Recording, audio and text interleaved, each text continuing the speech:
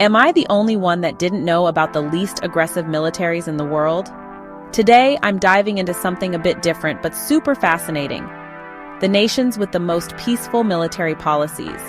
Let's explore how some countries prioritize neutrality, peaceful diplomacy, and minimal military intervention. So, grab a comfy seat and let's get started. First up on our list is Costa Rica.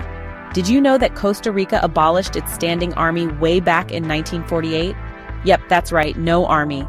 Instead, they've put a huge emphasis on diplomacy and international cooperation. Costa Rica relies on its police force, international treaties, and regional organizations for security. This small but mighty nation is a prime example of commitment to peace and humanitarian efforts over military engagement. Next, let's talk about Iceland. Iceland is another country that has no standing army. They focus on defense through membership in NATO and other international alliances. Plus, they've got a really strong coast guard to handle any maritime issues. Iceland's approach is all about working with partners and maintaining peace through alliances rather than military force. Now let's head over to Bhutan. Bhutan is known for its gross national happiness index, and their military policy is just as serene. With a small army mainly for internal security, Bhutan prioritizes peaceful diplomacy and has a strong non-aggression stance.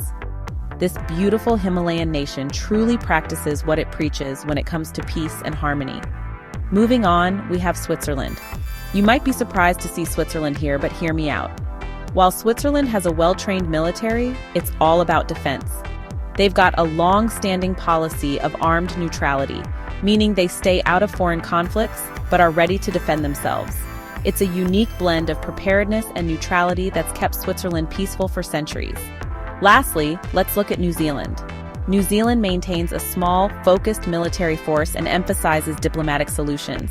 They're active in peacekeeping missions and international cooperation, reflecting their commitment to global peace.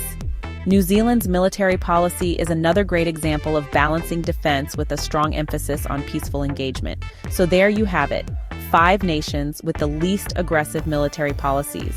These countries show us that it's possible to prioritize peace and diplomacy while still ensuring national security.